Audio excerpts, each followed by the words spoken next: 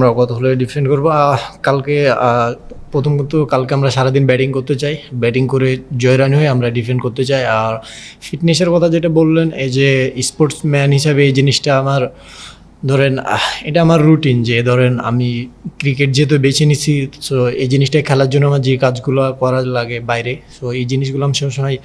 নিজের সাথে কখনো ধরেন করি না, নিজেকে কখনো ফাঁকি দেই না, চেষ্টা করি যে নিজের এফোর্টটা কিংবা নিজের ফিটনেসটা সবসময়